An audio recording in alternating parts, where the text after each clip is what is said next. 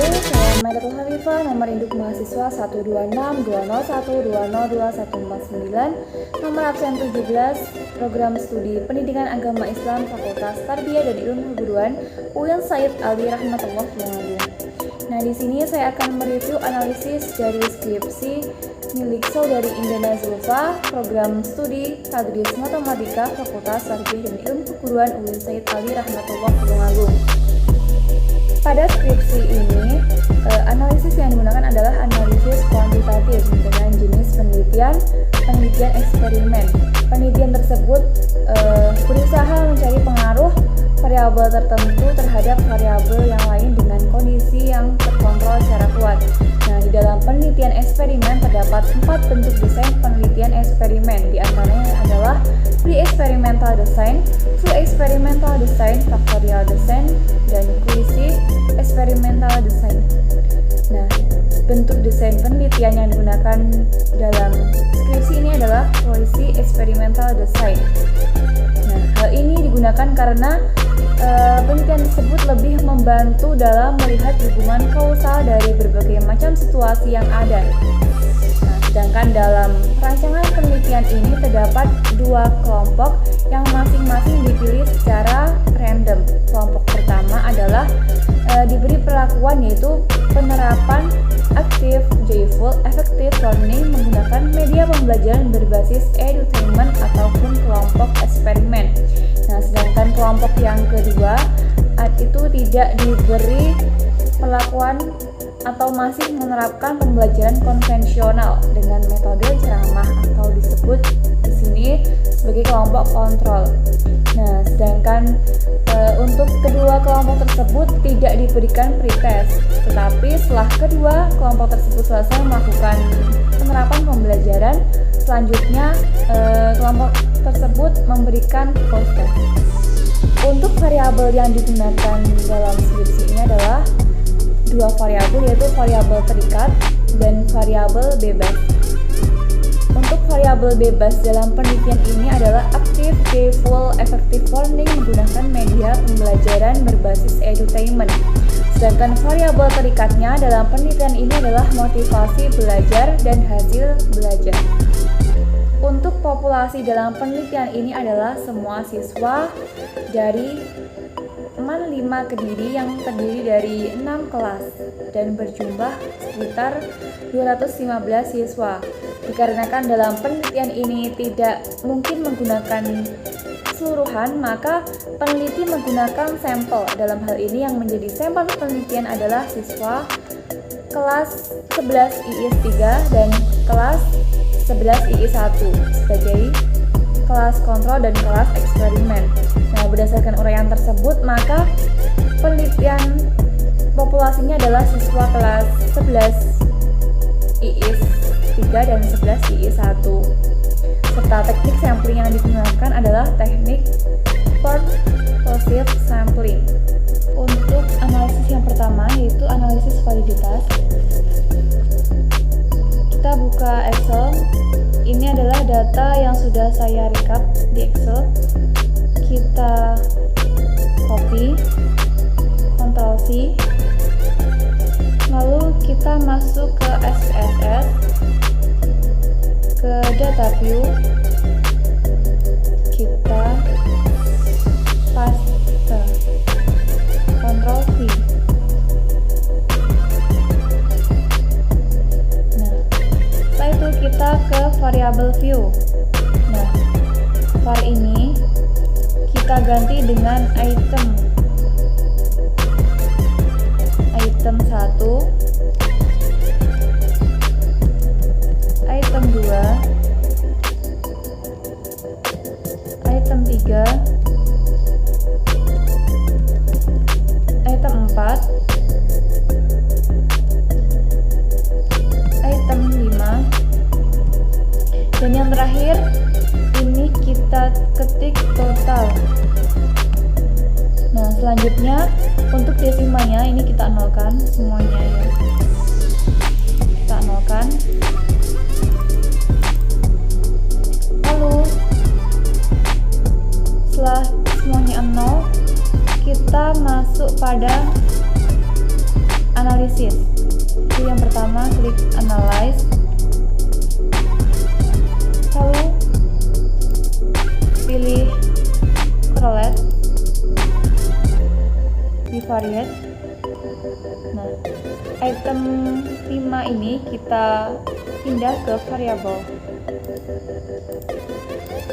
2, item 3, item 4, item 5. Nah, sedangkan total kita biarkan di sini. Lalu pastikan correlation koefisien ini persen. Lalu test of significance ini two-tailed. Setelah itu kita klik OK.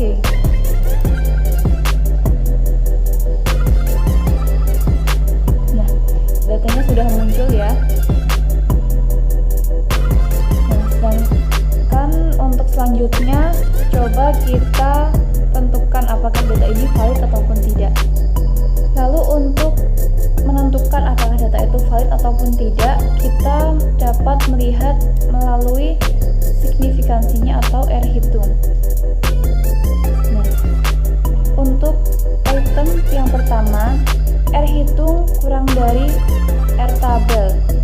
R hitungnya adalah 0,814 dan R tabelnya adalah 0,514. Maka R hitung itu lebih besar daripada R tabel, maka data dikatakan valid. Sedangkan jika dilihat dari signifikansinya, nilai signifikansi pada item pertama adalah 0,000, sedangkan data 0,05 itu lebih besar daripada 0,00, maka data tersebut dikatakan valid. Sedangkan untuk item yang kedua, R hitung lebih dari R tabel juga. R hitungnya 0,748 dan R tabelnya 0,514, maka data dikatakan valid. Dan begitu seterusnya. Maka untuk item 1 hingga 5 semua data itu valid. Oleh karena itu 5 item soal post-test matematika siswa dinyatakan valid, sehingga dapat disimpulkan bahwa seluruh item soal dapat digunakan sebagai instrumen penelitian. Selanjutnya kita lakukan analisis reliability. Langkah yang pertama adalah kita buka data pada Microsoft Excel. Ini adalah data yang sudah saya rekap. Kita copy, Ctrl C, lalu kita buka SPSS. Kita paste pada data view, Ctrl V. Kita masuk pada variable view.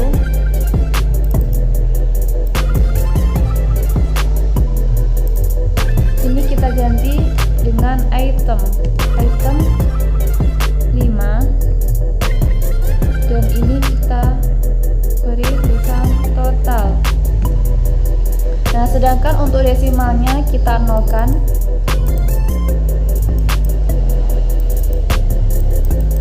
Nah, selanjutnya kita klik analyze, scale, reliability analyze. Nah, item ini kita pindah ke item 1 sampai 5.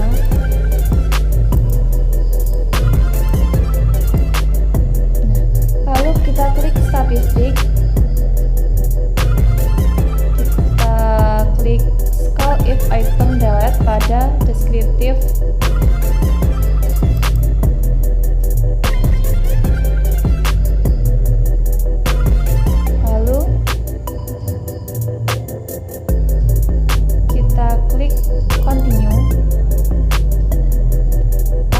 Ini modenya adalah alpha. Lalu kita klik OK. Ini datanya sudah muncul. Selanjutnya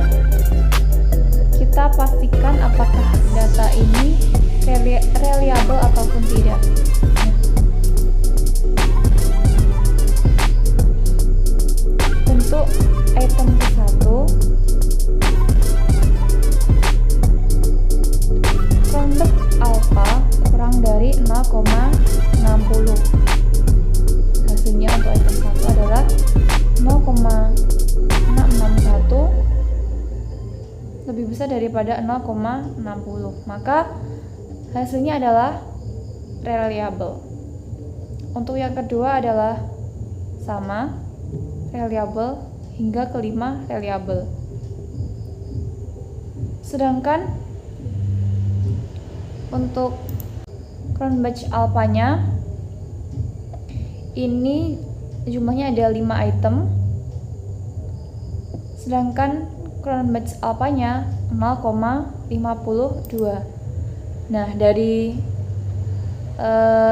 tabel tersebut dapat diambil kesimpulan bahwasanya uji reliabilitas instrumen dengan SPSS tersebut ini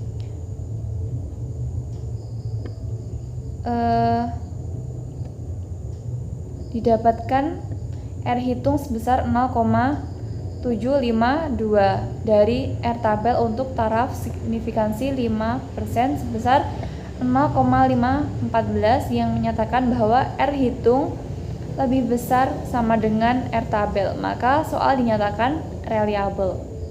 Uji tersebut diperoleh dari nilai Cronbach alpha sebesar 0,752 yang menyatakan bahwa nilai Cronbach alpha lebih besar daripada 0,60, maka soal tes dinyatakan reliable. Lalu selanjutnya kita lakukan analisis normalitas. Sebelumnya kita buka SPSS. Di name kita kasih tulisan hasil.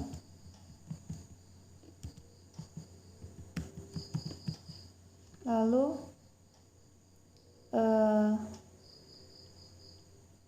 bawahnya kelas. Nah, pada label ini kita kasih hasil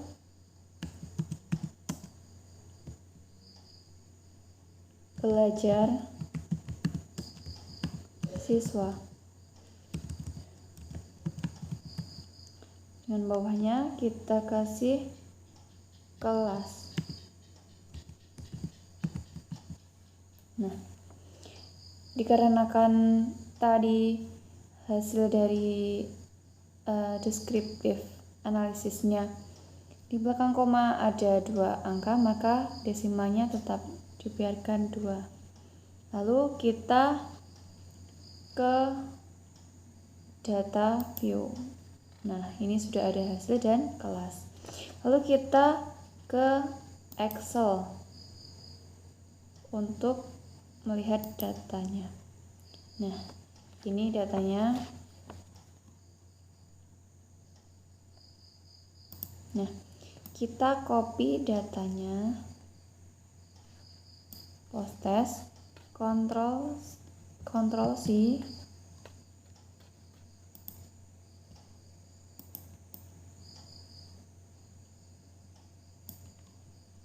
Ctrl C, lalu kita paste di hasil, Ctrl V.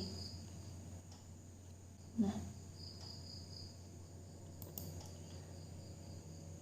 lalu kita copy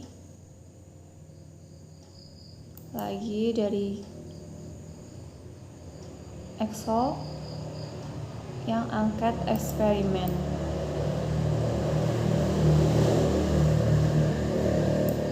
Ctrl C. Lalu kita ke SPSS lagi. Ctrl V. Lalu kita ke Excel kembali. Untuk kelompok yang kontrol post test,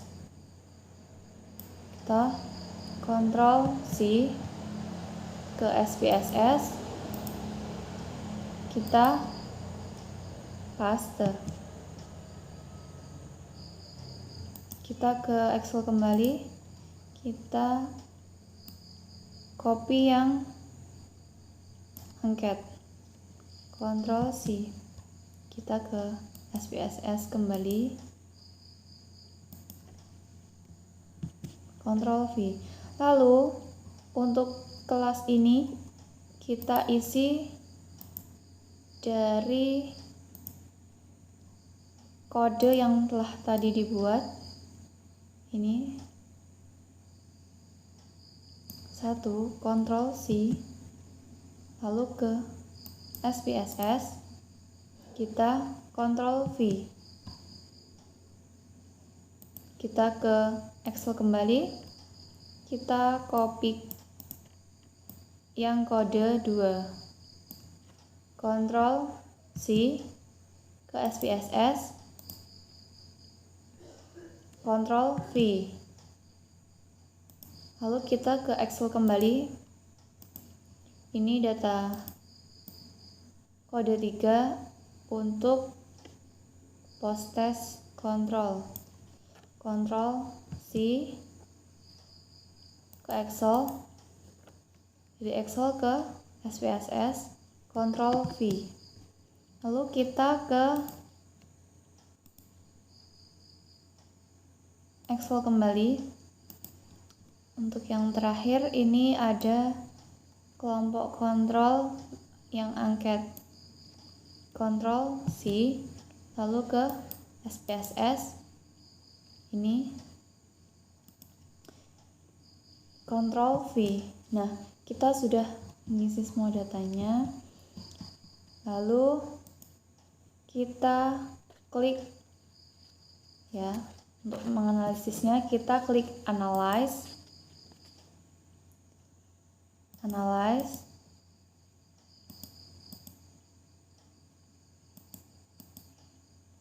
Lalu deskriptif statistik, lalu ekspor.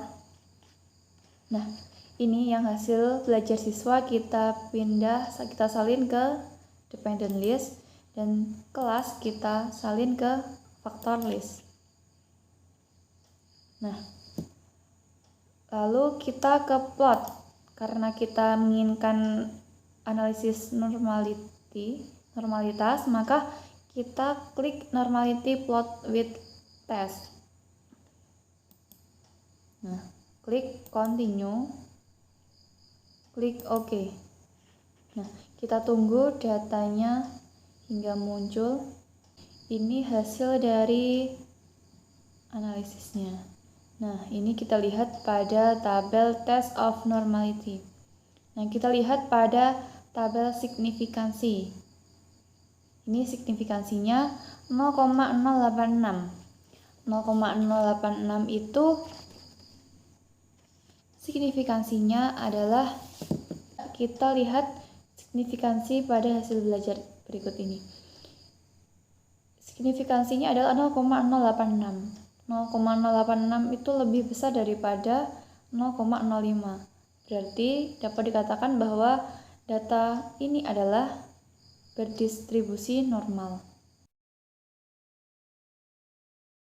Hasil dari penelitian, hasil signifikansi two-tailed adalah 0,010 yang berkesimpulan bahwasanya interpretasinya H1 diterima dan H0 ditolak. Kesimpulannya adalah ada pengaruh penerapan aktif, joyful, effective learning menggunakan media pembelajaran berbasis edutainment Adobe Flash terhadap hasil belajar pada materi limit fungsi aljabar kelas 11 MAN 5 Kediri tahun ajaran 2018-2019. Nah, untuk interpretasi yang kedua adalah nilai signifikansi two-tailed adalah 0,274 yang berinterpretasi H1 ditolak dan H0 diterima. Kesimpulannya adalah tidak ada pengaruh penerapan aktif, joyful, effective learning menggunakan media pembelajaran berbasis edutainment atau Adobe Flash terhadap motivasi belajar pada materi limit fungsi aljabar kelas 11 MAN 5 Kediri tahun ajaran 2018-2019. Nah, untuk hasil yang ketiga, nilai signifikansi adalah 0,036. Interpretasinya adalah H1 diterima dan H0 ditolak. Pengaruhnya adalah adanya pengaruh penerapan active, joyful, effective learning menggunakan media pembelajaran berbasis edutainment atau Adobe Flash terhadap hasil belajar dan motivasi belajar pada materi limit fungsi aljabar kelas 11 MAN 5 Kediri tahun ajaran 2018-2019. Dari saya, apabila ada salah kata dan penjelasan mohon dimaafkan. Wassalamualaikum warahmatullahi wabarakatuh.